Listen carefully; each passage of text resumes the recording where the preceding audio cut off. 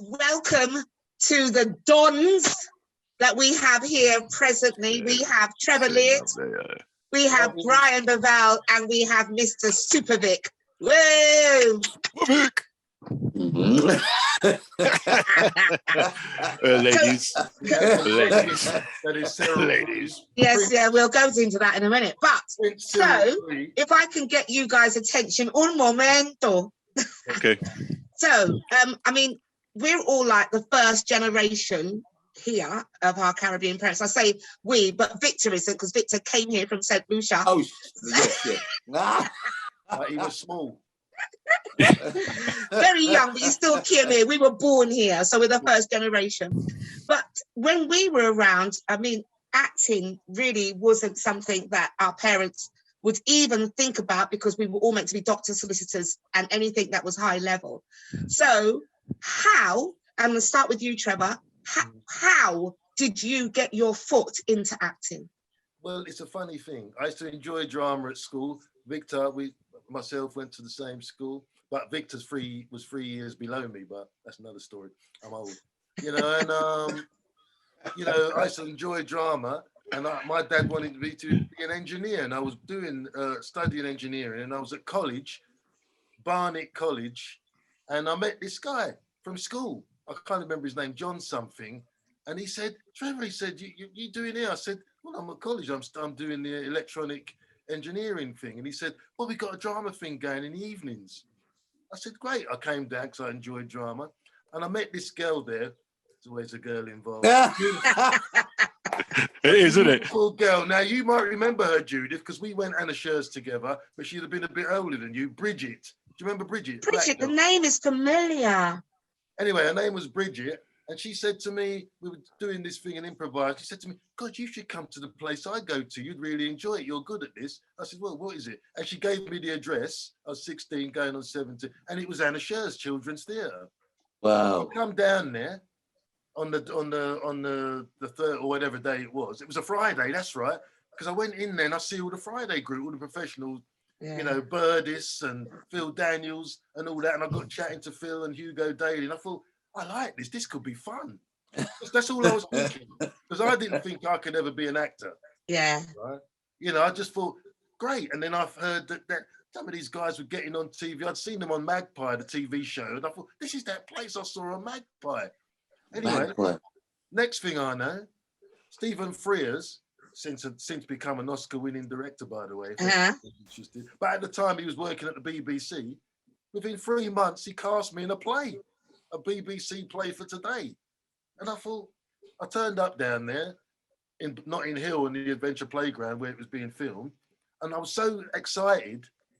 I took the time off college, bunked off, went down there, and guy said, "Oi, get off!" You know, the one of the guys, third assistant or whatever. And I said, "No, it's all right, man.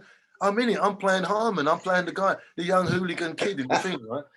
And he said, and I'll never forget this. He said, "Oh, sorry, mate. Oh, I didn't realise. You see, you're a bit early. You're not called to 11:15. I said, "I know, but I was excited." He goes, "No, the thing is, we never expect you guys to be on time." No. 1974, right? Wow. From that day, I always go out of my way to be on time.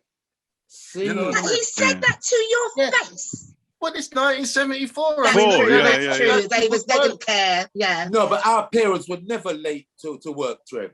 I don't know where they got that from.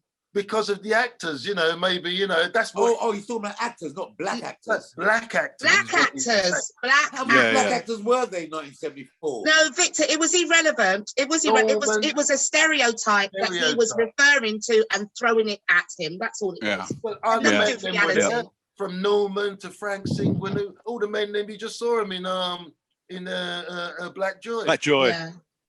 Yeah. Most of them, plus Frank's not in it, perhaps. And then I had them man there. And then I'll never forget it. Then next thing, I'm doing a play at the Royal Court. That's Brian's alma mater, the activists down there.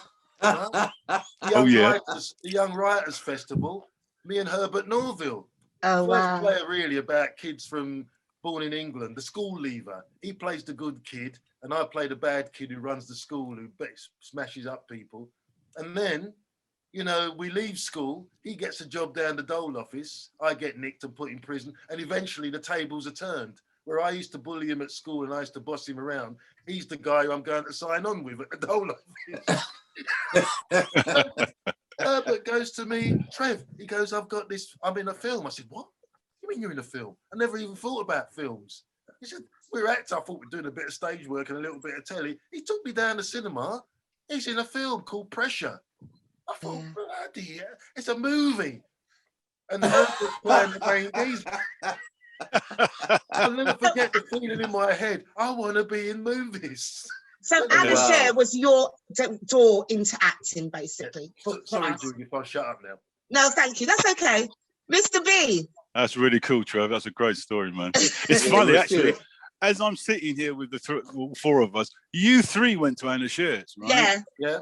Which is North London, and I'm North London, okay?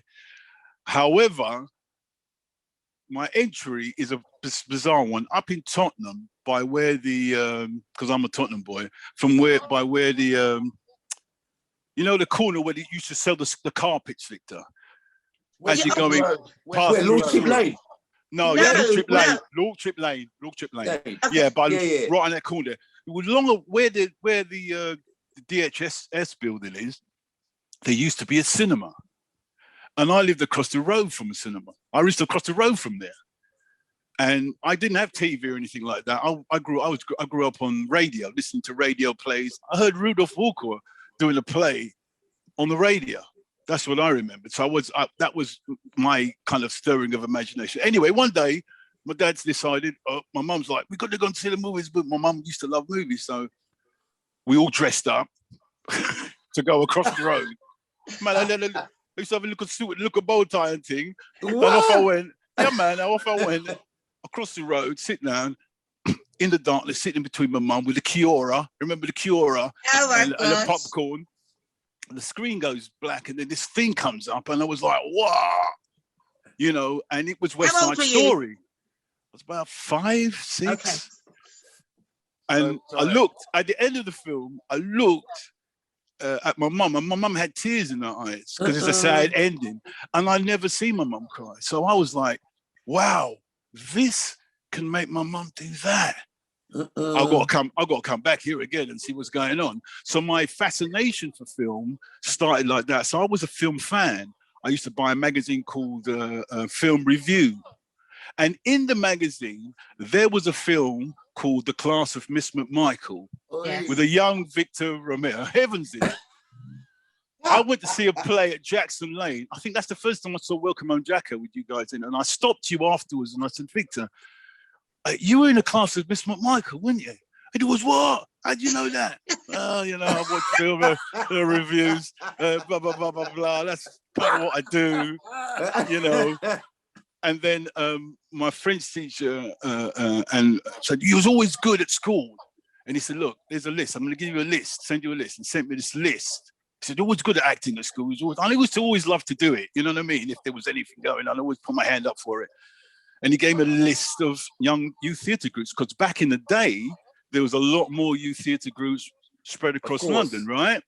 So I said, oh, okay, then I'll try. I still, in my head, I kept on thinking that actors they lived in a big city in the sky, and that somebody called them on a special phone, and then they flew down from the sky place where they lived. And then they were on the screen and they were brilliant, and then they just flew off again. I never thought that was something that I could get, be tangible to me. So as I was, now this is when you're talking about connections and stuff. So I've made one connection. Here's the next connection. So I'm looking at this list of youth theatre groups and what you could do, and blah, blah, blah, so and so. Anyway, one day I'm watching Play for Today, and there's an opening, there's a wide shot. Jonathan Pryce is in this thing. And there's a wide shot, right? There's a wide shot of Jonathan Pryce. And all of a sudden, off camera, I heard, hey, boy, we are going with it. And I went, huh? And it was the first sound I heard that I recognized from my own block, if you know what I'm saying. Yeah. On television, coming back at me. I was like, what? And I saw that play, Trev. I saw that play that you was in. Do you know what I mean? It was, and that was again an inspiring and an encouraging thing, because it was like, well, there's a dude that looks like me, sounds like me, and he's in a thing and he's on TV and I'm watching it in my front room. So there's a possibility for it. Do you know what I mean? So then I started to take the list seriously. And you know, you try to go to your dad, oh, Dad, I think I should do this because it's extracurricular, and there's a lot of reading, because he's a man of knowledge, you know, knowledge, reading, knowledge. So I was like, you know, anyway, finally, after, it was a while before, I decided to go down to the Royal Court in Chelsea, put on my one good pair of good shoes. I got down to the Royal Court of Chelsea, and I saw a play that Debbie Bishop was in. It was a musical. Yeah. And the guy who ran, Gerald Chapman, ran the youth theatre, I bumped into him outside, and he said to me, oh, just come along. Oh, I thought I had to sign a form and I had to do all kind of things, because I tried to get into a central school and I had to do all that form filling and sending money for the application form. So I thought, well, do it. No, just turn up. And it was just around the corner from the theatre, Holbein Place. It was a garage. And I did Romeo and Juliet there. After seeing Romeo and Juliet, I just had a ball. It was just like, you're young, you're just expression. Oh, I'm really doing the thing that I really love. And then one night, we're all going to the pub, and Faith Tingle said to me, Faith said to me, hey, Brian, you know, it's a casting agent in, and she give me this card to give you. And I was like, and Faith was always the one to bust joke and, you know, I mean, always set you up. So I was like, shut up with that. But by the time I got to the pub, everybody was talking about this casting woman. I said, Fia, give me that number, give me the ticket. So I phoned up the number. Oh, yeah, we're doing a film about black boys in London. And do you speak patois? Which tripped me up, Vic, because I thought she meant solution. Yes, yeah. And I was like, well, no. My mum will give me a crash course. Give me some lyrics, Mum, and I'm going there and blah, blah, blah. So, but then I suddenly realized what she meant was, you know, how we did chat back in the day on the street, the British argot, or whatever it is. So I went in, did a improvisation, and I improvised a thing about the boxes that me and Trev ended up doing, which has become one of them scenes. So I'm, you know, and that's basically in a long kind of way. And that got me in as a professional actor. Yeah. It was a wonderful time. Thank you, B. I love all that, the beginnings. Come on, Mr. The connection. Yeah. Go on, Mr. Supervic. Right. Well, when I came here from St. Lucia in 1969. I went to Lancasterian school. And I remember one day, I don't know what they were asking the children to do something on stage. And I went on stage, and I don't know what possessed me, but I sang Living Doll by Cliff Richard.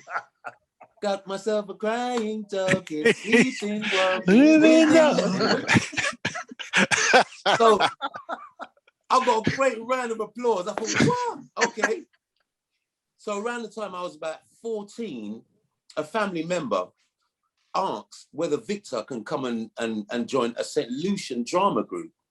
It was an amateur drama group, and you know, they were doing singing, dancing, you know, that kind, and doing Brer and Nancy plays and so forth. So they asked my parents if I could come.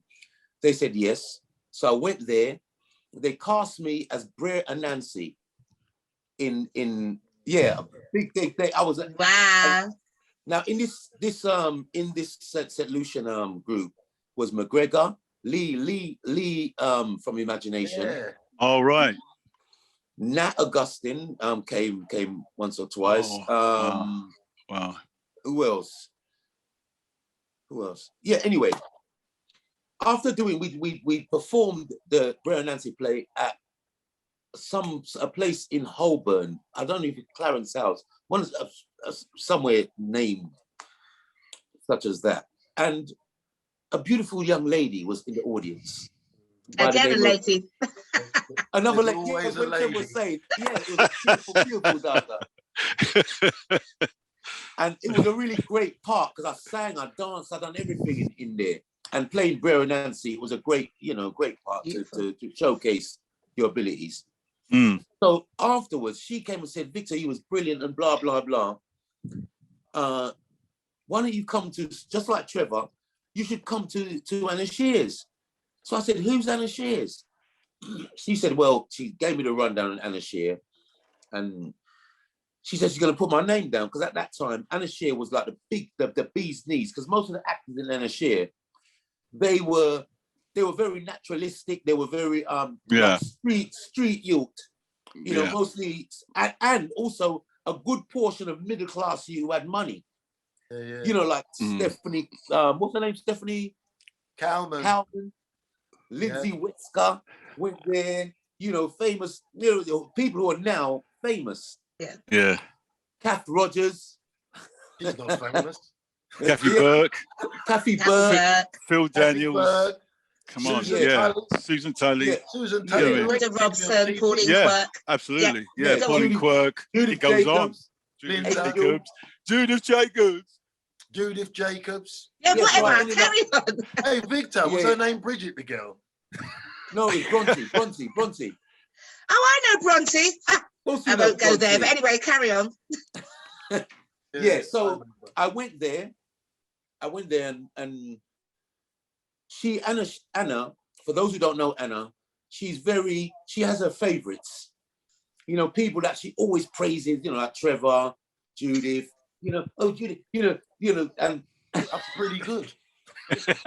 What can we say, T? What can we say? Yeah. Anyway. Yeah, she had her favorites. So, you know, I was one of her favorites. That, you know, she said, oh, Victor, you've got so much presence and blah blah blah. And Victor, you know, darling. Blah, blah. Anyway, a couple of months and years of hearing that and nothing going on, we decided, Dayton and Paul Daly, we decided we're gonna write a play and put it on and invite anybody who we felt could get us somewhere in the acting world. So we wrote this play called Jigsaw, where we all played about seven parts each to showcase that, you know, we could do angry, we could do nice, we could do anything. Anyway, you know what I mean, B? Yeah, for real. Anyway, for real, mate. For real. Charlie Hanson came to see the play. It was a place in Dalston, a pub theatre in Dalston. And he came to see it, and he cast me. He came afterwards. He said, we're doing a show play by Mustafa Matura, Welcome Home Jacko. And I was cast sort of immediately into and that's how my acting career began. Yeah, Welcome Home Jacko. I remember that. But Victor, at the same time, right, was when me and Herbert were doing that play, the Young Writers Festival, which is Stephen, what's his name? Michael Macmillan wrote the play, The School Leaver. You know Michael, right? yeah. And he wrote. Wow, he must be young when he wrote that. Charlie Hanson was the stage manager. Wow. Get out of here. And he came up to me, right, and he said, listen, we've got this play by Mustafa Matura. I've already found one guy, Victor Evans. I said, I know Victor. Really? Yeah, I swear to you, right? I said, I know Victor. He said, have a look at the script. I said, you know what? You should go down Anna Shears and have a look at Chris Tummins, because I'd seen Chris doing a thing where he'd put on a Jamaican accent. Yeah. He said, all right, I'll go down and have a look at Chris Tummins. And next thing, we're all doing that play. Get out of here. I remember Welcome Home Jacko. Beginning of the Black Theatre Cooperative. The beginning of the Black Theatre Co-op. It brings us nicely into Black Theatre Co-op. But 1 second, Judith. Seeing as three gentlemen has been able to put their history on the table, I think it's only right that you do the same. Of course. But it's not about me, darlings. It's not about me. Yes, I do know, but you're here, and I'm sure people would like to know. No, it's not about me. So now we're on Black Theatre Co-op. So when Welcome Home Jacko happened, was Black Theatre Co-op already formed, or was that the formation of it? Well, I'll tell you exactly what happened, right? They'd done a little reading of something, right? And then Charlie said to me, because we were at the Royal Court, he was the stage manager, right? He said to me, look, we can't get any money to do this show, right? I've got Victor, I've seen him do a thing. He's great. I said, I know Victor, and I've told that story. Chris Tummins, right? Yeah. And he said, so what we're going to do is, right, we've done this little play reading thing, and we'd started this thing, me and Mustafa, and we called it Black Theatre Cooperative. We're going to launch it properly now with this play. So then we did a reading for some people, right? With was Malcolm was reading Jacko, and then there was us, right? But he decided, Malcolm, the rest of his soul is no longer with us, of course. Yeah. Rest in peace. He decided that, and I'll never forget it. He said, "No, man," he said, "you know, the best parts, these kids have got the best part. Jacko's a crap part," and he wouldn't want to do it. Right? Do you remember? And so off we went. Which he did later on. Yeah, he came back to it when we were famous. but at the beginning. So anyway, that's what happened. Charlie then was a director. Mustafa brought this play in. You know, we looked at it. We refashioned it round. You know, because you know it was all written in Trinidadian. You know, and you know, and of course it was. To hail up Brian as well, because of course when I took off because I got dragged out to do some of it, Brian took over from me, didn't you? That's right. Yeah, that's right. Absolutely. Yeah, I got. It's really bizarre because do some film and stuff. Yeah, it's really bizarre because I first saw the play at Jackson Lane as a punter. Do you know what I mean? You know, and I really enjoyed it because it was my awakening. It was all of the universe telling me this is possible. Yeah. Right. Do you know what I'm saying? So, you know what I mean? I was in that journey. I was on that journey at that particular point. So, lo and behold, later on, not only did we do that, didn't we go to America? Yeah, we did. That's right, yeah. What was Welcome Home Jacko? Yeah, with Welcome Home Jacko. Okay. Did you go, Brian? You must have gone. Brian must have gone because I was doing the film and I couldn't go. That's right. That's right. It was a festival. It was the London Salutes New York Festival, 1983. 82 or 82? 83. Yeah, it was 83. Yeah. And we were there. That was the first time going to America to do a play. It's great to go over there to work. Yeah, it was amazing. It was an amazing experience. It was also, I think it was doubly amazing because the story that we were bringing wasn't an adaptation of, do you know what I mean? It was a true expression of an ideology, a group of people at a certain time in their lives. Do you know what I'm saying? I think Jacko, funnily enough, Jacko, you could really even do Jacko now.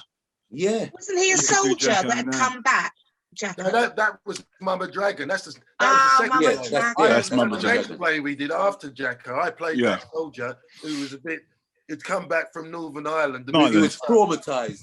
Blow up all the NF and go crazy in Brixton and stole a flamethrower and I tried to start a war in Brixton.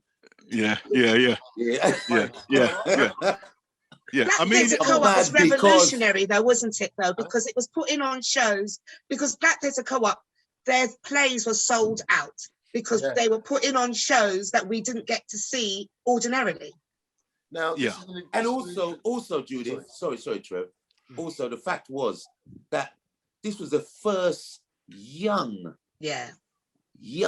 Black theatre where the participants were young. So we brought a new demographic to the theatre world. Young Black people were coming to see shows for the first time. Yeah, that's exactly first time. Yeah. Sorry.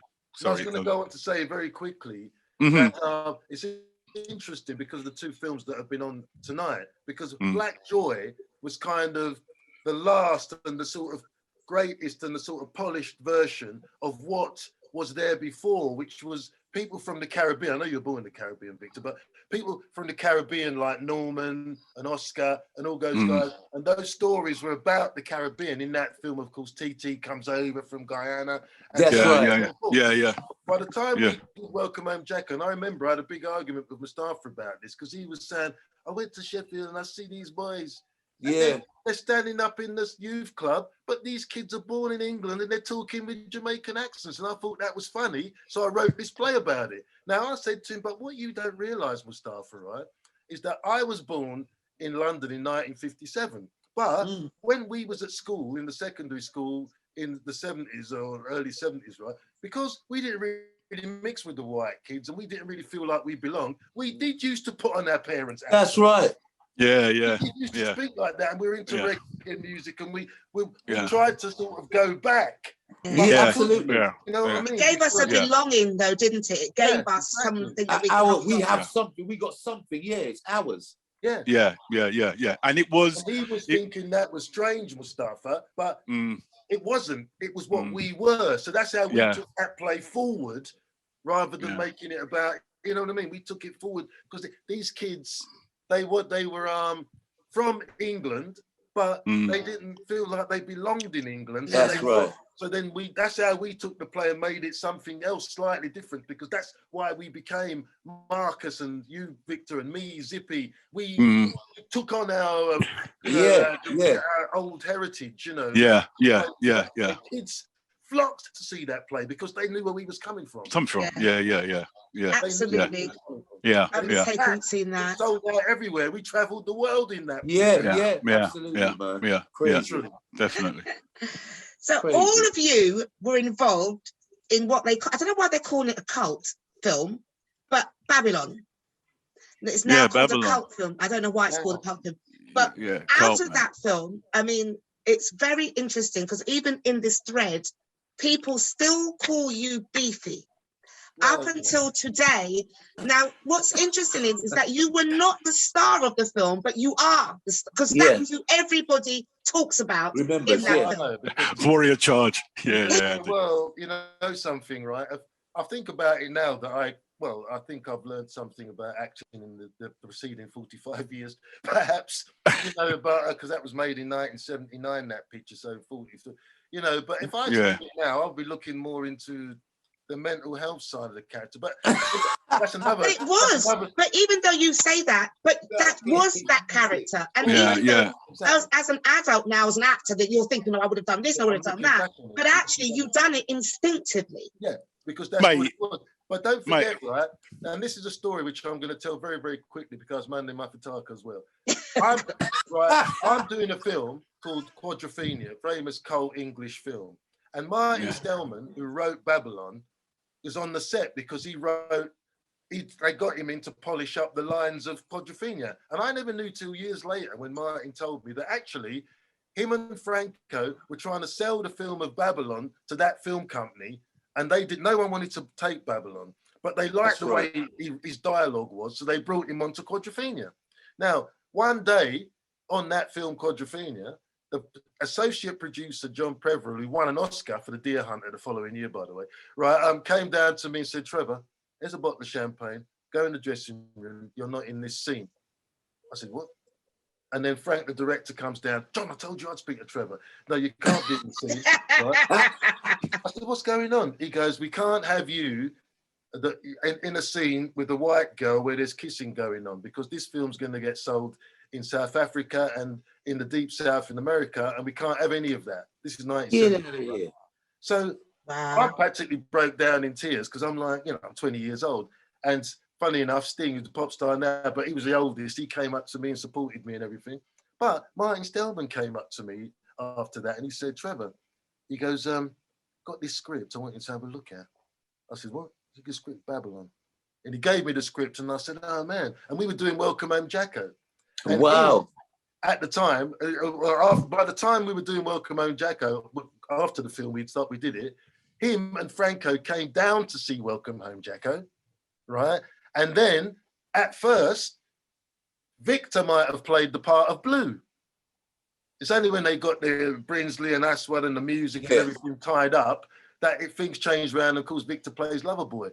But I always thought it's that's right, I remember. Yeah, because the film really, and I've got the script, I've still got it's a coming of age film. It's a coming of age. Yeah, absolutely. But it's a coming of age film.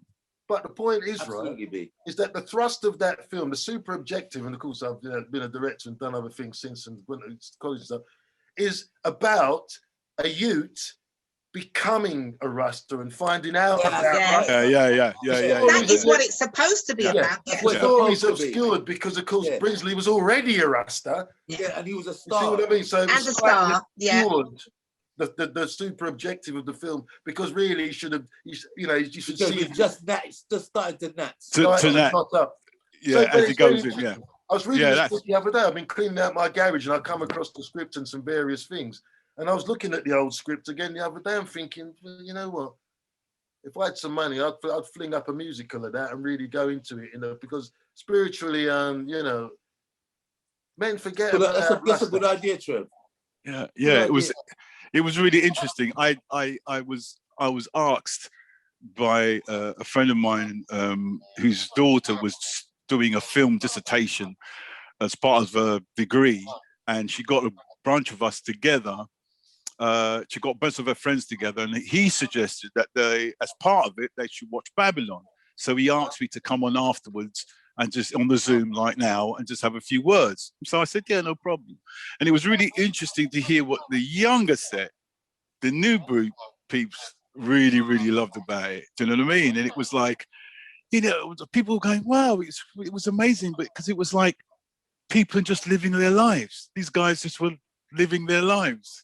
You know what I mean? And I was like, yeah, it's a coming of age film set in a time that, luckily for us, is encapsulated in that film, because London is no longer the same. No. Nothing is the same as it was there. And it's kind of funny because I watched it quite recently. The sequence where Bringley meets who was the little flashman that was driving down the street in the West End. Donovan. Oh yeah, Donovan. Remember Donovan? Great sequence. That sequence is Hollywood, man. Yeah. Beautiful. That sequence is. I don't give a. I mean, like Dennis Bovell's music, the direction, the whole. Do you know what I mean? There were moments in the film that just took me. I didn't realize at the beginning. I was just so blown away about being in this film, and then working out what the whole technical side of the scenario was, because I just kept asking questions and so forth, this, that, and the other. But the moments that we were able to capture, do you know what I mean? The cameraman. Chris Menges, man. One of the greatest English cameramen there is. That guy went to win an Oscar. He did The Killing Fields. He won an Oscar. Big name. He won an Oscar. He turned down the lovely brother. What a fantastic guy, man. He did that film out of love because he believed in it. That's right. Okay, Brian is trying to say something though, guys. Sorry. So on, Brian. No, I just wanted to say, I just want to compliment that. He turned down Dogs of War with Christopher Walken. What? To do our film. No. Chris Menges is a pure spirit. Chris Menges is what a fantastic guy. He won an Oscar after he turned down Hollywood films galore to do films that he believed in. Absolutely. Nice, brother. You don't get people like that again. You don't get people like that again. Yeah, seriously. What a cameraman. What a cameraman. Ooh, great cameraman. Great cameraman. The shots. Bad boy. Yeah. Bad boy. Because that film is, I tell you, it's the only film that I know that has captured sound system era like that, because it's part of our history, and it's the only one that's actually caught it. Exactly. Right. That's because of Neville Jashaka. Yes. Turned up on that film set, and he refused to allow them to mic him up. He refused to allow them to mic up the sound system. He said, "No, sir. I make my sound and you have to catch it." Yeah. Remember that? But he knows what he's doing. That man knows more about sound. Absolutely. And when you watch that film, you hear that music coming out. That is Shaka. Yeah, for real. He wouldn't let 100%. them mic it up. He wouldn't let them put mics on him. And he put the mic over there and I'll make sure the sound reach you. You know what I mean? And it did. Shaka. Hey. Yeah. So Victor, you were cast as a lover. Lovers. Do you think that was based on you? No, I based it on a lover's rocker. On how how Sticksman. I made him kind of Sticksman-y, the way. Yeah, his style of walking. His style of walking, his style of standing. I just thought I'd put that element. Although he was called Lover, I thought that element, putting that element in a roots, because the sound is not a lover's sound. but his persona is he's from that school, the lovers school of dress, the style and everything. So that's what I style it on a sticks man, basically. Yeah. But the innocence of youth, because you have scenes in it where, you know, he's still a homeboy. He can't do certain things because he can't start telling his parents certain, you know what I mean? So tell his parents certain things. You were getting engaged. That's not certain things. That's a big thing. Yes, but the girlfriend made him. Yeah. So sorry, just before we carry on, so do you think everybody would know if we say sticks man, what sticks man's mean? Yeah. Everybody would know what a sticks man is. Let's explain it then. I don't know who's watching, but for those who don't know what a sticks man is, a sticks man was the epitome of style of black boy style. Yeah, black boy style. They would famously wear a Burberry sort of raincoat, Mac, and sometimes they'd have it over their arm. They would have sovereign rings. Brian had sovereign.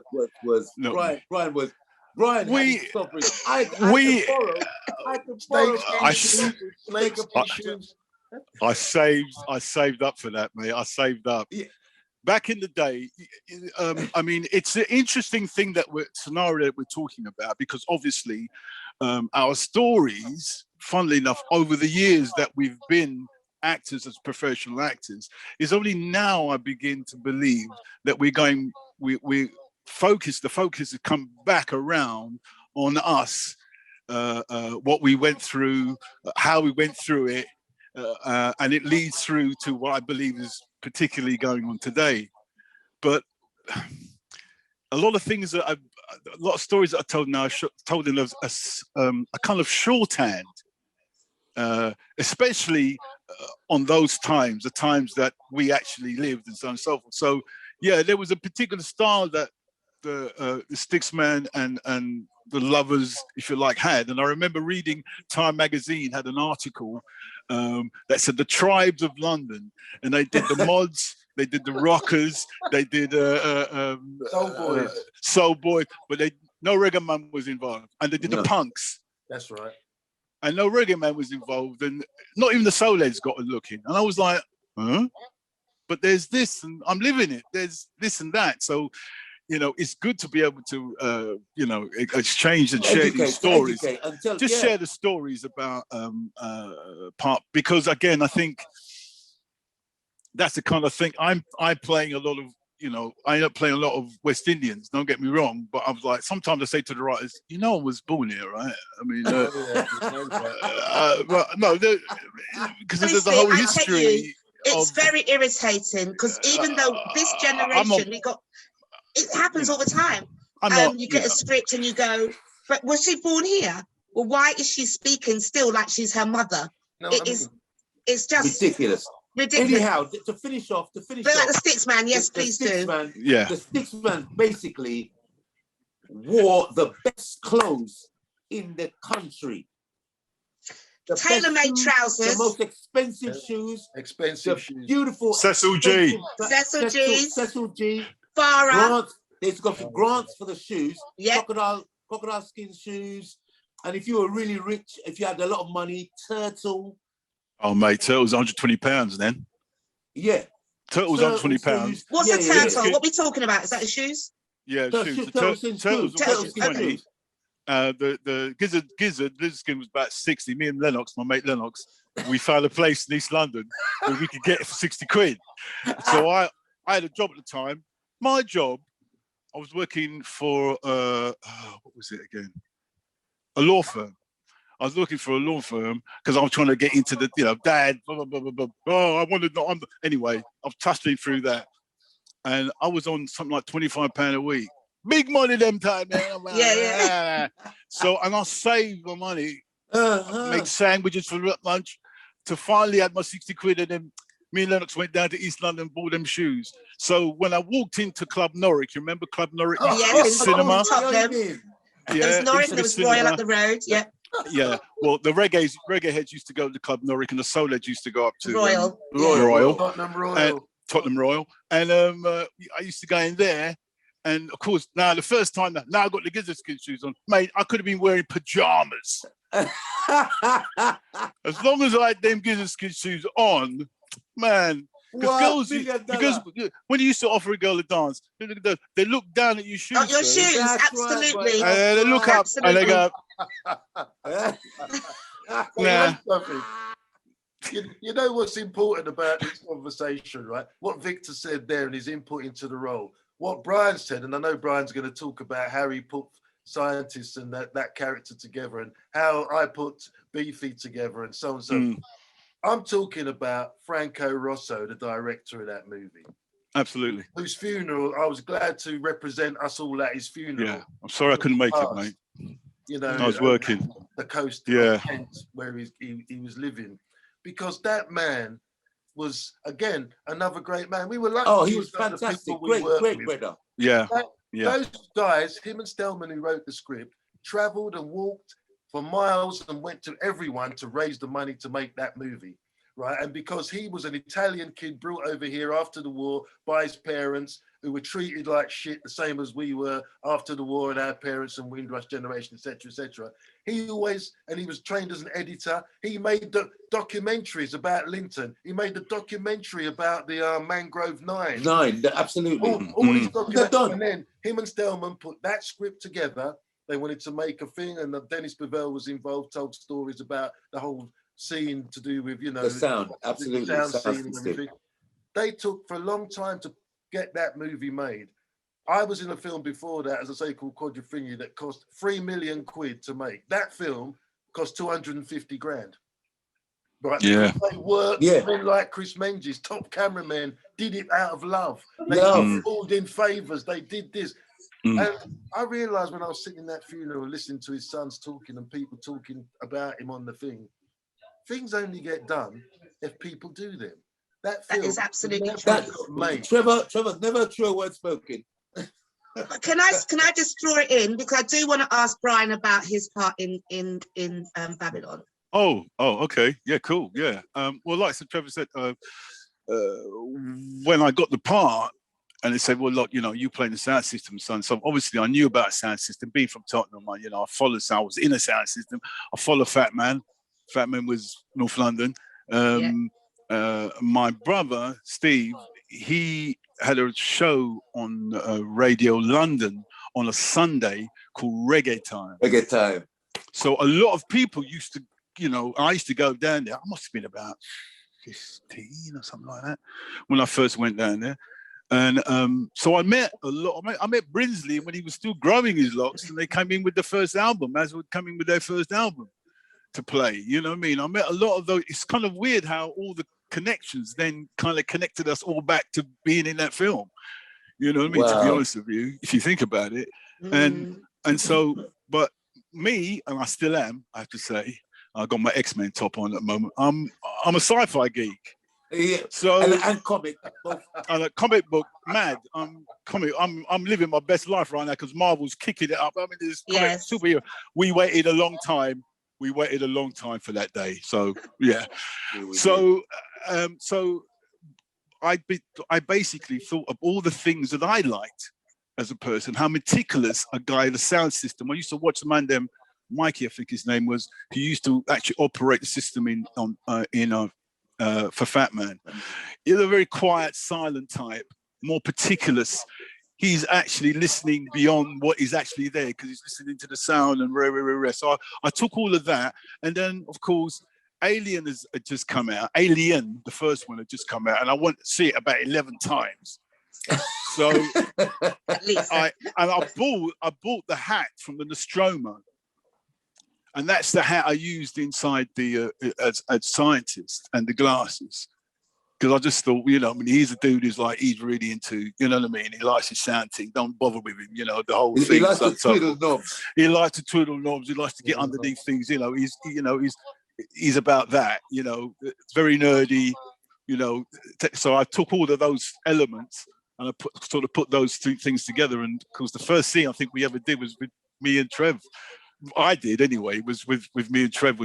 When I'm trying to fix something up, and Trevor gets in, and I tell him to fuck up. I tell him to go away.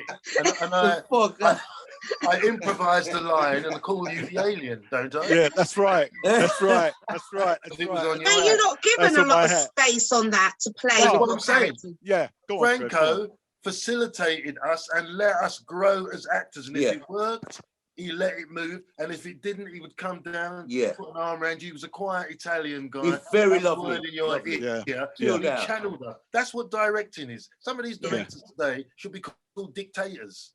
Directing is when they point you in the right direction. When a man comes up to me, and you know me that work with me, when a man comes up to me, and I'm looking at Femi's smiley face there, and starts telling me, dictating to me, that director's going to get short shrift. Yeah. That's really interesting. True word, Trevor. I want to move on from Babylon, and because Brian, you done Prospect, and you were the lead in that. It was you and Gary Olsen, was it? Oldman. No, sorry, Olsen. Right, Gary Olsen. Now that was. Did you do one series or two? We did one series. It was shown on Channel 4 first, and then was repeated on ITV. Oh no, was it ITV? No, ITV and Channel 4. Yeah. It was one of those two because there was an election going on, so they repeated it, and the repeats became everybody started to watch it because they missed it on the first. Well, it had a kind of small following, but by the time it got repeated, it could become a bigger thing. You know what I mean? And I think again in that kind of scenario, taking from Franco, do you remember the dude that used to come and hang with Franco on set was the consultant? That was his mate that he used to grow up with. He used to go raving with. Remember, there was a dude that came down on set. Came a few times actually, and because I always felt that the Brinsley's character and Carl Howman's character was them. It was them. Guy? Yeah, he used to have a cap. He used to have a cap and used to dress nice and come in and raving days and thing. I was like, so yeah, and they used to rave together. That's how. So Franco had him there all the time. Do you know what I mean? So I came to do this thing. I was then going to approach the character in the same way as we'd had this joyous time working on, that we could just fly off the ground. I didn't realize about commercial television. That commercial television is a different thing. First day of filming, production manager draws me into the room, as on the Isle of Dogs, draws me into the room and says, well, not a lot of you lot get a chance like this. So, just mind your ways and it'll be all right. I was like, well, thank you. Thank you very much. No, but it was kind of like that. But over the period of time, me and Gary were able to fashion a friendship, because that's what at the core of that story was about, friendship. But why was it only one series that was done? Because Euston Films, they were doing what was the thing, Minder, and they wanted to. This was a test to see whether they were going to continue doing Minder or go in another way. But because Minder was so popular and such a money spinner for them, they decided to go with the one that the road well traveled instead of the one less traveled, if you know what I'm saying. So because it was, you were the lead. It was the two of you were a lead. I remember watching it. It was just amazing. So did you get phone calls after that? I get phone calls after that. Yeah. And you shouldn't have to think about it. You should be going, yes, the phone blew up. Yeah, it isn't like it is today. And then, Spielberg, you're working with Spielberg. No, what happened was there was a kind of hiatus period, just a hiatus period, because you were always on the set trying to say, look, there was one thing, for instance, at the beginning of the filming, when I first got the script and we were talking and so on and so forth, Gary's character would call me Billy Boy. And I said, look, lads, gentlemen, I don't mean to be so and so forth, but if he's my mate, that word boy over and over and over and over again, I think it might be a misnomer if he just calls me Billy. Just if he calls me, and they relented and they went, oh, okay, yeah, okay, great. So it was little things like that I had to kind of maintain throughout the whole period of thingamajigs that we didn't go off pissed, that, you know, we didn't go off the boil of the friendship and then going into some sort of political thing, because then, you know what I mean, we'd lose people. Because years since then, I've bumped into so many people, white, black. That's my mate. That's just like my mate. That's just like me and my mate. That's just like us. Wow, you know what I mean? It worked eventually, you know. And there was talk, Gary, actually, the last time I saw him, actually, because he sadly passed away. Yes. They'd got the rights again, and he said, look, you know, we're going to remount it. Do you want to do it? And I said, yeah. I bumped into him in town. He said, yeah, I'm up for it. Let me know. But then, sadly, he got sick and he went back to Australia where his family was, and stayed with them at that particular time. So I think obviously the scenario is much better now, but you were always aware that you were the black guy, and I wanted them to get away from being that and that. This guy here is my friend, and I am his friend. Yes. You know what I mean? It's a different level when it's friends, isn't it? It's a different level. And so sometimes as actors, we sometimes had to put our hand up and go, excuse me, you know, and to take the blow. So that means the phone might not ring as often. Right, which brings me to what I want to ask, because I know that Victor done Burn an Illusion, and that was quite another film that was just boom, just in your face, Menlit Shabazz, beautiful, amazing film. Now, I want to ask, because I'm reading right now Cicely Tyson's book, As I Am, and she says something in there about she realised when she done this film that she was never going to be just an actress. So I want to ask you, do you feel that you can be, when I say be just an actor, just take parts and just play the whole gamut of parts? Or are you conscious of being an African, Caribbean, British person and you have to represent that? Who wants to take that first? Well, I'll be very quick, V. You know, I decided after a while, and I did make a few films and did a few of this and a bit of that. And Jonathan Price, the first guy I worked with, said to me when I was a kid, he said, you as a young black actor, it's going to be hard for you, Trev.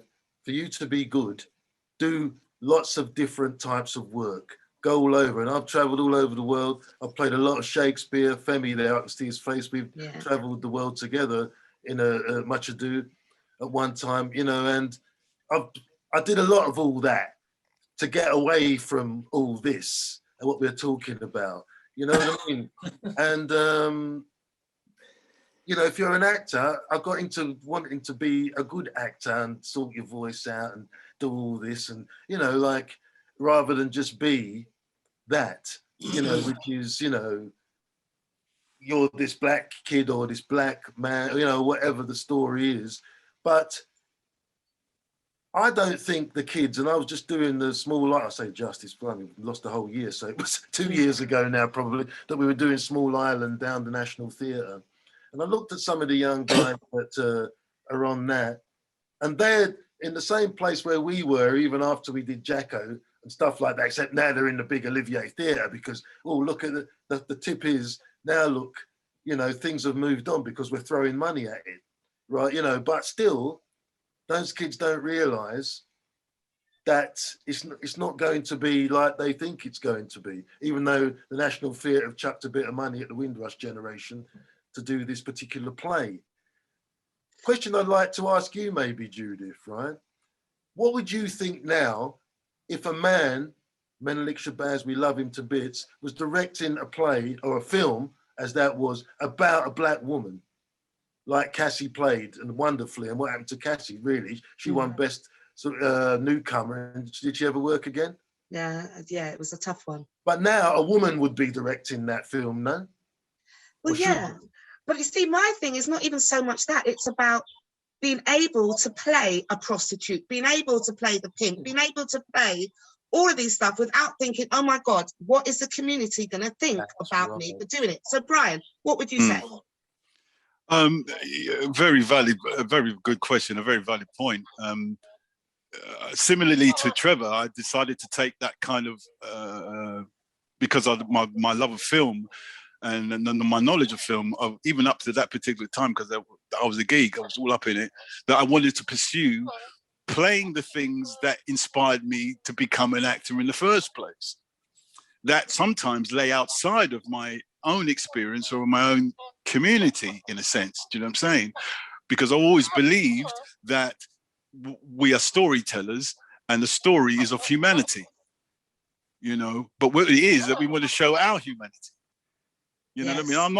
I'm not really worried about being black. I already know that. And now what? What's next? Do you see what I'm saying? So it's forever trying to chase that dragon, if you like, that people then begin to see the humanity within the particular character. They can either side with him or her, or they can be against him or her, or whatever. But that emotionally, they realize this is a journey that I could have gone on, or I know somebody was like that, or you know, just even down to feelings. An interesting thing in terms of that, in terms of our own audience, in a way as well, which I've always found fascinating in a kind of way, is the way that we deal with our pain, the way we deal with our pain. You know what I mean? And a lot of what seems to turn the TV on or get the contract signed at the moment is to do with our pain. Yes. Right. But I've noticed Vic, Trev, you know, we were in the theatre. Trevor was doing Kingston 14 at Stratford East a few years back, and when I worked with Victor, we did Welcome Home Jacko at Stratford. Is that the times in the play where they're the most, when you're being the most vulnerable, is when you're getting the biggest laughs. Black people, man.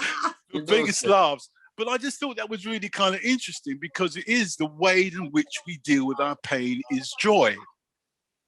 Well, you know what I'm saying? It's a kind of joy. You dig what I'm saying? It's also a way of people, when people are uncomfortable, that they express themselves like that. Yeah. Victor, can I ask you that same thing? Because I know that you have made choices in parts that you've taken and not taken. Yeah, that's a great question. I mean, I did a part in a film called Marked for Death. Yeah. starring Steven Seagal. Mm. And I went to America to play this part, and I was invited to Steven's trailer, Steven Seagal's trailer, and Steven said to me, "Victor, you know, it's great to have you here. If you got any trouble, just come to me. Blah blah blah. I said, okay. Well, if you got any, so I said, well, actually, I do have some things troubling me in the script, as you always have. So I said, it's all about the story, baby. Go on. Yeah. So I said, Steven, you've got this voodoo thing on in the film.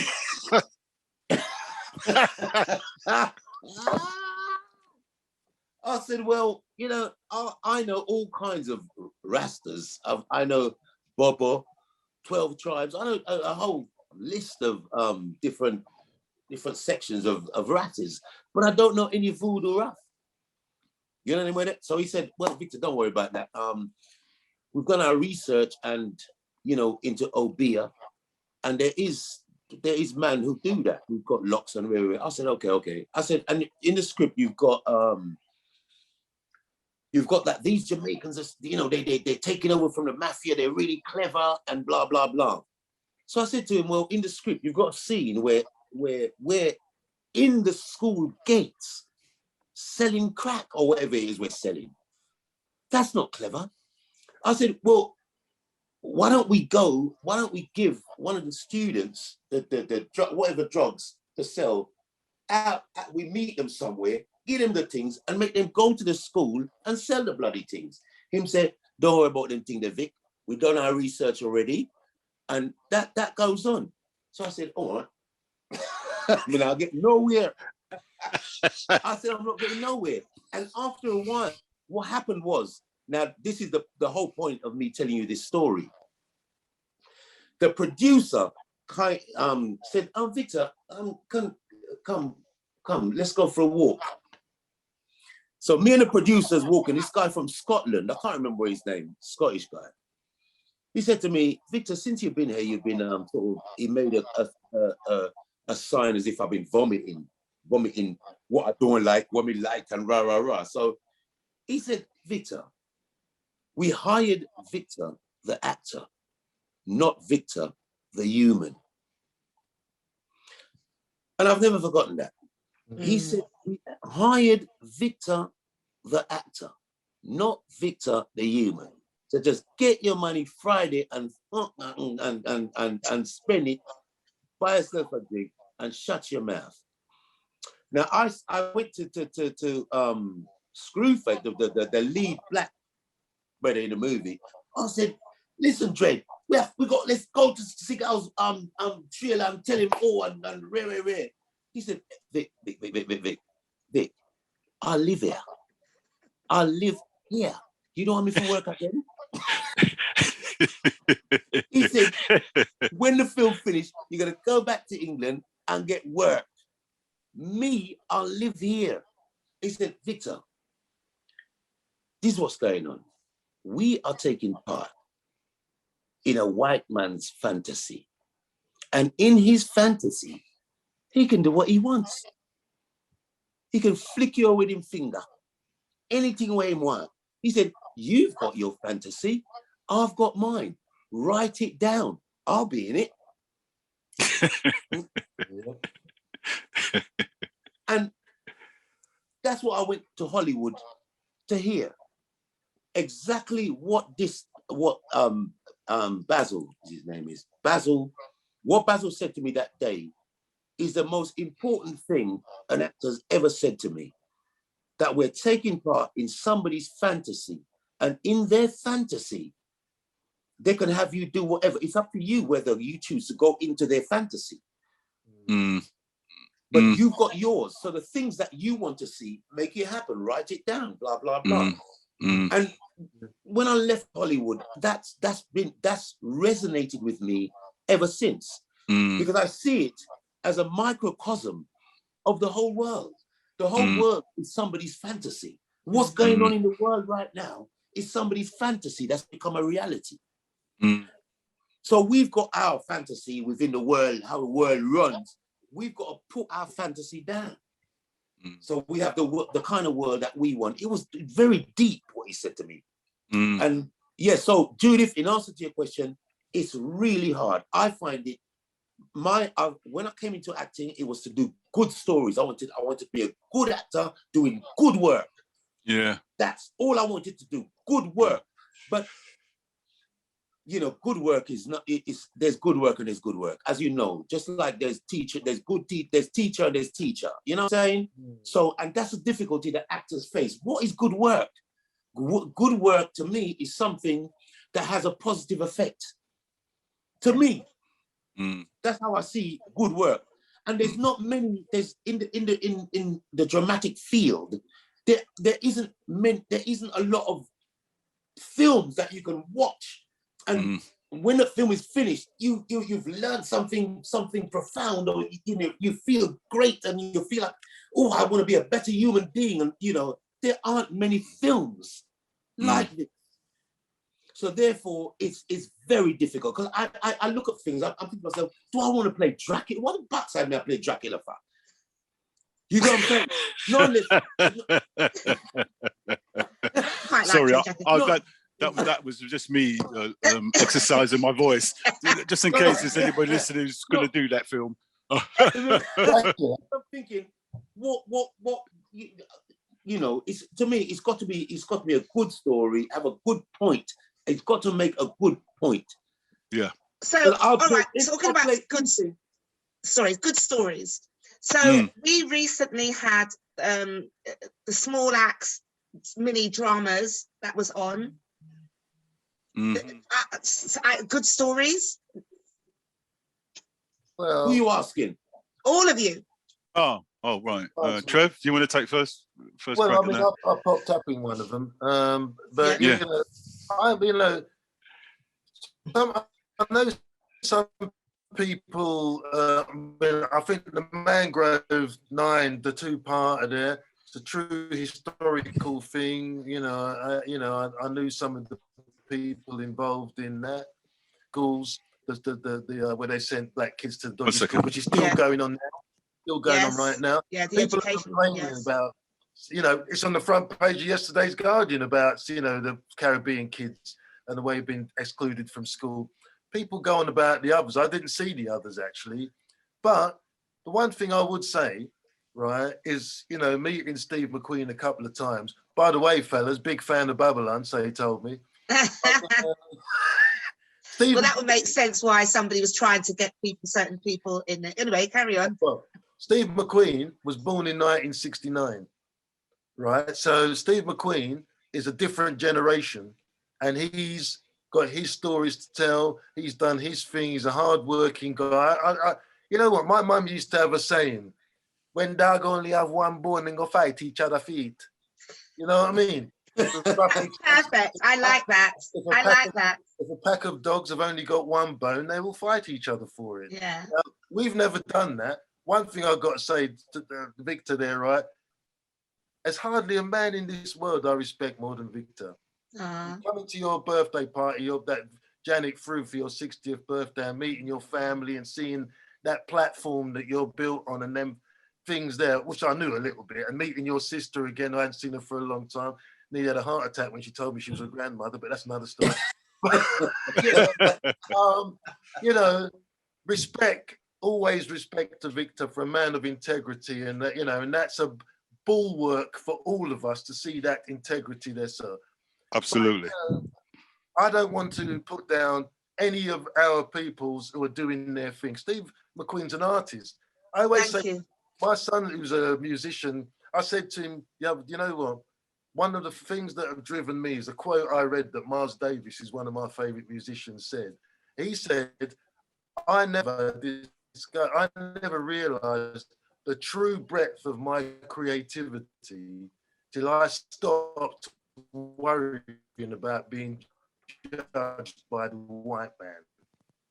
And I shouldn't worry about being judged by any man. You know, which I thought, yeah, you're right, actually. And that's Steve McQueen. He's a bit off the head, right? But he does his thing, and he does it with his integrity, and it's his story. And yeah, sort of, you know, he gets a bit above himself, for kind of Guy Musca, but still, you know what I mean? He's, you know, he's doing his thing. Yeah, no, I agree, and he has done his thing. Yeah. And you're right, and I agree with what you said, Brian. Did you watch the any of the small acts? We all got mates in it. You know, Robbie, Trev, you know, Gary Beadle, Sean Parks was amazing in the first one. You know, you know, there was some fantastic work. You know, so therefore you think to yourself, well, this is a great celebration. Yeah, I would have to say, as a punter, you know, there was one particular story that I had a slight difficulty processing. Getting getting thing, because Trevor's right. You know, right at the moment, every time I see somebody out there, whether it's this side or Cynthia Rover in America, or Daniel Kahula, who I've worked with, who's amazing, you know. Trevor, you've worked with him. He's amazing. He plays his dad. He's amazing actor. You know, his work is like top notch. Now he's in Hollywood. He's producing as well as starring in stuff. You know, this is, to me, what I see is the legacy. You know what I mean? That's carrying on in the right way. You know, that's like, you go, wow, fantastic. And Steve did a thing. He was given it a chance, an opportunity, and it's been, you know, it's great. What my argument really is, thanks, Beeb, and what have you got next? Yes. But because, I was going to say, B, true said, if Steve McQueen, because he won an Oscar and all that, if he didn't bring them ideas to the BBC, they wouldn't have got made. Absolutely. Yeah, absolutely. Yeah. He was definitely. If it wasn't him, it wouldn't have happened. Five. No. And there were some amazing stories that was told. Yeah, some amazing stories. But one for me. One, yes. Okay, we can all question that one. Vic, what's your thing on those small axes? Sorry. You turned it down, Victor. Good on you.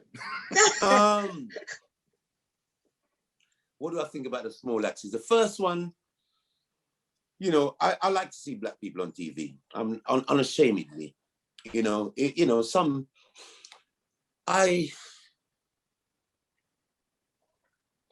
was okay. The first one was okay for me. It was okay. The Lovers Rock one, I didn't like it at all, because to me, I am a lovers rocker. You know what I mean? I'm a living lovers rocker. I was a participant in the genre of the music. I was a punker. You know, I was everything within it, and I've lived with it with Brian. Brian and I shared a flat. Brian and I lived together in a flat. Yeah. We raved together. You know what I'm saying? So we lived lovers rock. We lived it. Check girl, you know, all kind of things. You know. So I was extremely disappointed. You know, and that's I'm being light. Yes, I know. Yeah. I got a phone call from Victor. Sorry to cut you, Vic. I got a phone call from Victor after I'd seen the first one. I get a phone call from Victor. Vic, yeah, Vic, long time. What's going on, man? Yeah, something. Brad, have you seen Lovers Rock? Lovers Rock. What's that?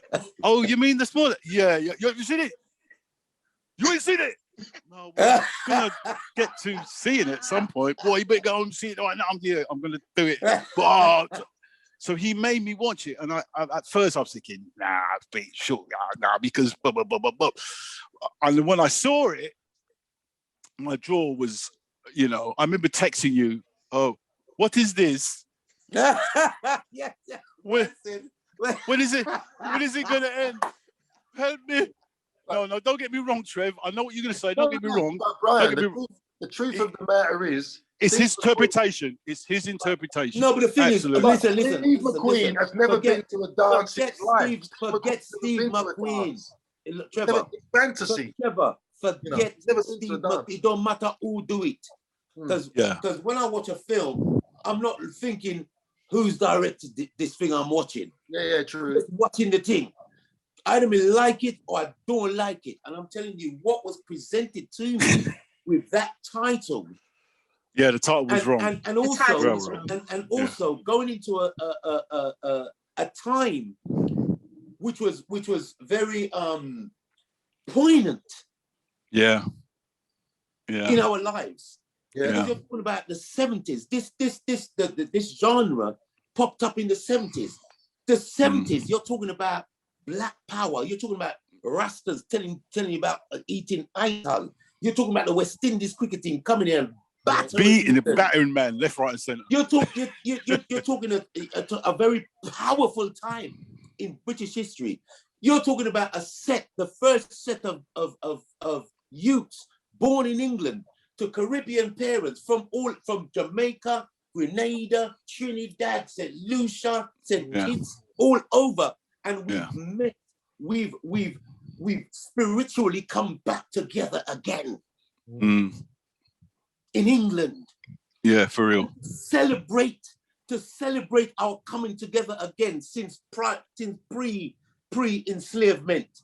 To celebrate this, we had a beautiful music called Lovers Rock, which we hugged each other. This is the first time we've hugged each other since pre-enslavement. You get. And to celebrate it, we wore the best clothes in the country. We stayed like Brian. Brian, you see him little £25 a week. Yeah. He had money to buy sovereign rings. These things that we had in abundance in Africa. Yeah. 24 pounds every week to go and save to get that little sovereign, to buy them crocodile shoes. Find somewhere we can buy it for £60 because in other shops it costs £100. You get what I'm saying? Yeah, easy. Money. Easy. We weren't ramping. Easy. Style. Yeah, easy. We weren't ramping with style. So we wore the best shirts, the best trousers, the best underpants, the best socks, the best shoes. shoes, everything. How you mean? Come on, man. What about socks? We prided ourselves in our manners. We just come Socks from too. our parents' house. Our parents weren't rampant with manners. Yeah. You understand what I'm saying? You couldn't go check a girl unless you had charm. Yeah. The car. You couldn't go touch no girl bottom in a dance. You'd get slapped. Listen, if the girl liked you, she'd have, if you hold like this up, she'd have probably take your hand and just bring it back up. Come back up here. Yeah, right. But you see, all them things, these are details. Yes. These are little things. If you're going to do something about a particular time, you ask people who live them time there. That's right. How did it go? He's never been to a dance. Therefore, if you're going to depict a time when I was in, and we raved everywhere, Brian, we raved Everywhere. Tottenham, we raved in Tottenham, we raved in Southend Square, we raved and West London, East London, South London, everywhere. Everywhere. Everywhere. Along the blows and skirts. Yeah, I said hello to a few. You tell him, Brian. Yeah. You couldn't get a whole heap of girl unless you had charm. Yeah. And a car. You couldn't be a No, cars came later. We were trodders for ages. Or you get cab, or you can put a girl in a cab. But I think there's different stories. I think that could happen. But I think, just one. Anyway, that was Lovers Rock. Yeah. That was wrong. But the rest of them. The other one that got me. Oh, okay. Was the Alex Wheatle one. Oh, really? I was vexed. Really? Carry on. Go on. Come on, man. Listen, the Alex Wheatle one. No, I'm from London. I'm not from London. I was born in St. Lucia, but I assimilated very quickly because people was laughing at the way I spoke when I came to this country. 9 years old. I get rid of that quick. Cockney. I was down with the Cockney, down with everything quickly. Then now in Alex Wheatle's show, you had a brother, Alex Wheatle, come from outside of London. He comes into London, meets a kind of what name in Oliver, an Artful Dodger kind of character who shows him the ropes and everything. The ropes, the brother sound like him come from Yorkshire, Dorset, and blows and skirt wheels. I don't know where the brother come from. He's supposed to be a Londoner showing the brother how to speak in a London, and he can't do it in. Listen to me. I watch the thing. I'm thinking to myself, who cast this brother? No disrespect to the actor. Don't get me wrong. No disrespect. I'm big fans of actors. But however, I don't support any. I'm not supporting anyone. But I will say this. I'm just saying. The dialect coach on that show wasn't that great. Forget the dialect coach. All you need to do is get somebody, an actor from. How much London actors are there? For God's sake. Well, Anyway, you couldn't do a London accent, which is a prerequisite for the part. You're teaching the brother how to get on in a London, and you can't speak London. Come on. You understand what I'm saying? That killed it for me. That killed it. Okay. Yeah, I hear you. So from when things like I couldn't even understand some of the things what the brother was saying. You know what I'm saying? So that ticked me off because I'm trying to understand what did brother say? Where they're going? Wednesday? Wednesday? Yeah. Well, yeah. I did have trouble with that in a couple of times. Trevor might have made a good point there. The fact that the prep and the run up and the vital people to be in the right places, like coaches, who have been. Oh, forget coaches. No, it's important. It's important. I hear you. Casting. I absolutely hear you. Absolutely hear you. I hear you. But if you're going to cast somebody that's not of that era, then you must get a coach in. I've played people from South Africa. I've played people from Texas. I've played people from all over the world. You get a dialect coach who knows what they do. No. I'm talking. Yeah, but we're talking about the brother, the directors from London. I got me saying that. The directors from London. It's like me going Jamaica. You know where the plays cast in Jamaica. and I'm going to America, and I'm getting an American with him doing an American accent, and he lives in Japan. It can't work. All right, I've got to, because time is moving, so and I know we've got to go on to the Kush thing, but I just want to finish on something really positive. So in one sentence, and start with you, Trevor, your favourite job of all time. One job only, in a sentence. Now, go on. Babylon. Okay. Babylon.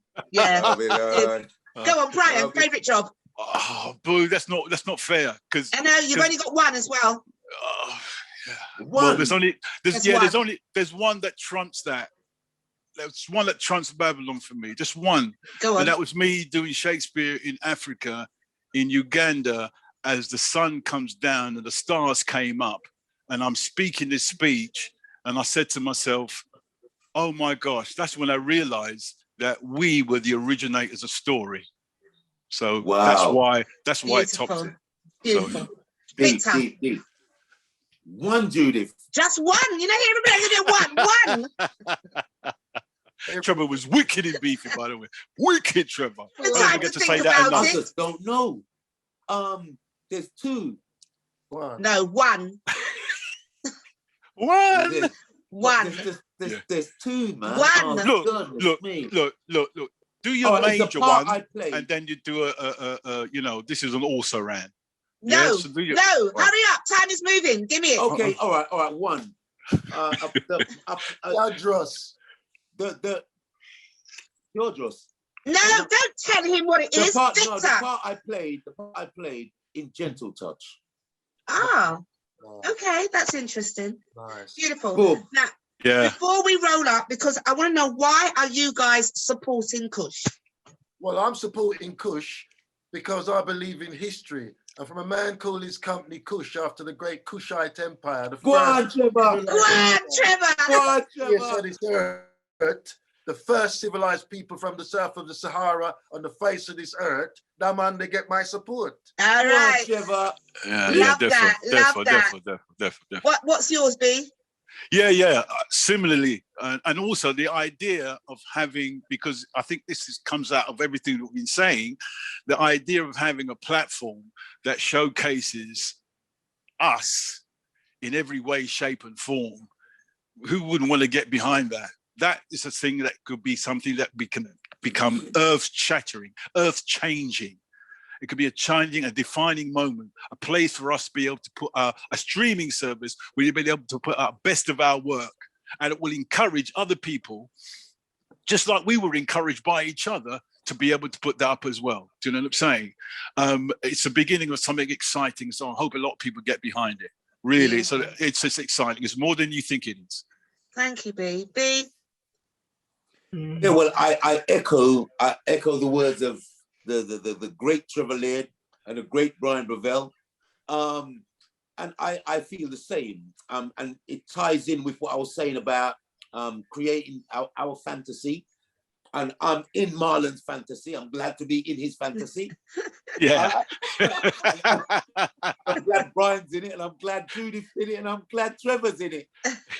Long may it continue. May long be in his fantasy, and long may his fantasy be tremendous, be awesome, be earth-shattering, as Brian has said, and shine as bright as the sun. For real. I want to say that I am, and we'll get in Marlon in a minute, but I know that I know you guys, but this has been such a real pleasure to be able to hear stuff. I know you guys, but I've learned stuff today. So this has been really fascinating, and I wish we had more time, but we haven't. So, south of the border, somebody said. Yeah, south of the border. Yeah. If you've kept us in order. And yeah. Thank you very much, well Judith. Thank you. Yeah, well done. Helps to know you lot. Judith, you're excellent. Excellent. Beautiful, baby. Excellent. How old Judith, am I? you're fantastic, baby. For more than 40 years. Yeah, wow. Yeah. Well, between us, we're like got 200 years of business between us. Let me tell people, as I said to Judith, every time I talk to Judith, a lot of times I talk to Judith, I tell people ain't really seen Judith Jacobs do some stuff, because Trevor and I have been privy to Judith doing some fantastic work. When she came in Black Theatre Cooperative. When she was young. Really young. She's still young. Shut up, Victor. She's still young. Very young. No, she's very, very young. She's still young and she'll be hopefully forever young. Oh, bless you. But when and this year, Judith done parts where she made me cry. You know, people ain't really seen you, and it's great that they're seeing you in all these various things that you're doing, Judith. Beautiful job. Great. You can call me again anytime. Thank you, darling. I will. Thank you guys very much. If I can bring Marlon in, if you can just have a word with your listening people. Thank you, Marlon. Raise some money. Raise some money, baby. Yeah, man. Raise the money. Yeah. I'll do a show on it. We'll do a show on the platform. Thank you, Peter. Thank you guys for love in the chat. Thank you. Much love to one and all for hanging out. Thank you very much. Femi. Come on, Mr. Marlon. Can you not Yeah, go on. I was waiting for you guys to finish. Man, no, they won't finish. You just got to speak. No, I think we're all right because I was in a panic trying to edit the time, and I think I've extended it for a little bit longer. So while you guys was finishing up, but I really like to thank all the guys. You know, Trevor, Victor, and of course Brian. These are guys that, you know, I'm from Tottenham. I went to William Foster School. I'm a youth to them, man. There, the man there. My kid brothers, friend. These are my brothers, mate. These are my, yeah. I mean, I was in Trevor Laird's younger brother's year, Joshua. Josh. I mean Kenroy. Kenroy. Wow. I say my little brother, he's about 10 foot tall and just as white. I know, yeah.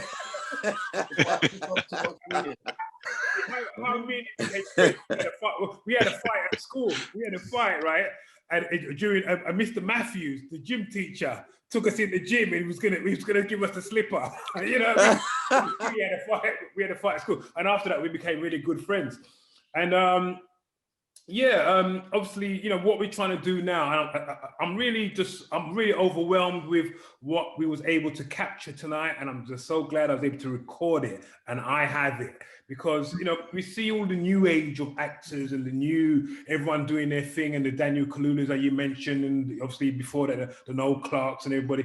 But you guys are the pioneers. You guys are the guys that we grew up seeing. You guys, as far as I'm concerned, are in the films that are the seminal films of Black British filmmaking in the UK. When they look back at it, they would talk about Noel Clarke and those films because of the money they made in the box office. But when they look at the classic films retelling our story, it's Babylon, Burning Illusion, even Quadrophenia, because we grew up in those times as well, you know, and in that era. So I like to... And Marlon, a shout out to Horace O'Vey, because Playing Away... Absolutely. Surely, yeah, Horace, boom. One of the great directors of our time. He made pressure. You should get. He should be getting a knighthood. He should be getting a knighthood. Nah, man. No, Brian. Don't start Victor off again. We give him something back knighthood. Well, it's funny how you say that. Have you looked online? Did you see what my man did online? The thing that they wear in Jamaica. I know there's not all of us Jamaican, but the thing that the Lord What's It of Jamaica wears is a white man kneeling on a black man's neck. Look it up. Yeah. Which thing am I? It's the highest honour of a badge that you can get.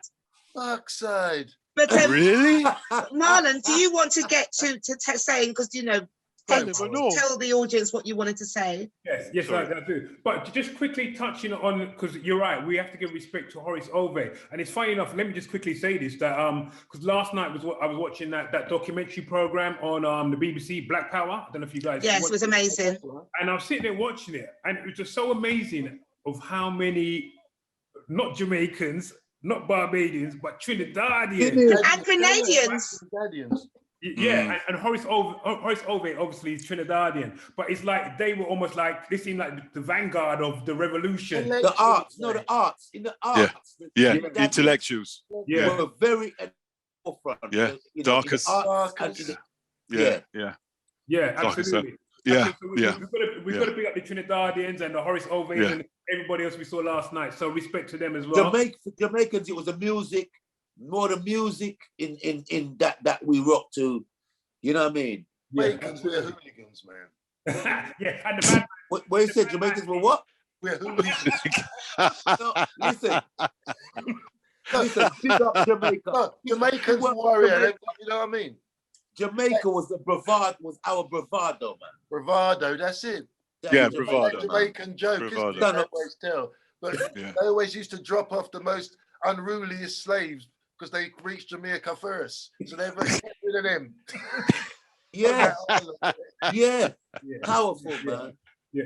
All right. So listen. So yeah, again, thank you guys. These guys have given their time tonight to support me. You know, they're having. There's been no money exchanged. All right. They've willingly done it out of their heart. Each other enough.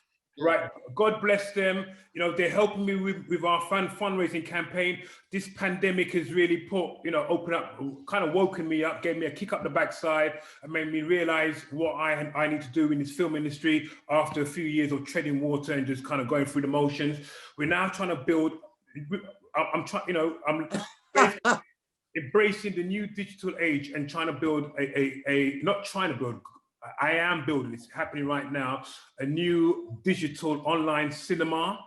And that's phase 2 of the work I'm doing. Phase 1 was building the website that everyone accessed tonight to be able to watch the films. That's a brand new site, screening rooms where we can show films online. People can hire it as well to show their own films, keep birthday parties or private screenings. Filmmakers can hire it to show their films to distributors and also to sales agents, whatever. So it's all top state of the art and everything. But when the cinema comes, it's going to be like, if you know Curzon Home Cinema, it's going to be something like that. I ain't in no playing business.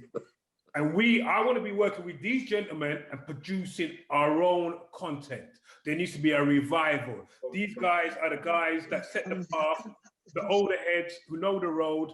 And I want to be working with all of them, Judith, everybody. And we start maybe, like you said, some of those scripts, Babylon, bringing them back into life, whatever. We need to find the money. And hopefully I can do that and help you guys realize your creative potential. Before we wind up, I just want to say that we've got some amazing artists in here. So I'm just going to big up Cyril and I've got to big up Femi. I'm sure there's others, but that photo. Yes, absolutely. These are all my people as well. These are all my friends. I love them. Big up Femi, man.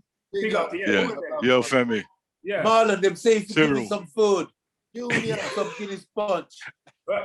Right, we need people to support our fundraising campaign. It's going to be going on for the next 3 months or so, and I'm trying to raise £9,000 to build this online cinema. I really could, I really would appreciate any kind of support.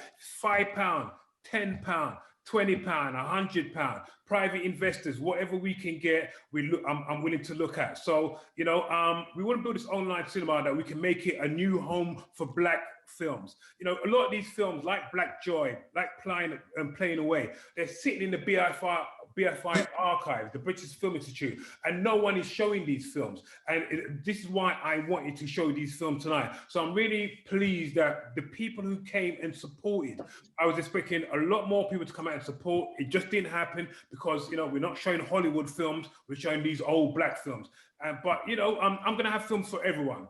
But, I'm always going to put Black British films, our lives, our stories first and foremost. And, those people who support me, those are the people I'm always going to support as well. And I'm going to reward. So, everyone who came and supported us tonight, at some stage, you will be getting a free screening and a free invite to a Kush screening, whether it's a physical event or an online event, because I thank you and I'm so grateful for your support tonight. So when we put up the GoFund page or we do the next event, please, once again, whatever you can do for us, all right? And I will look after you in the long run in return for your grateful support. Thank you.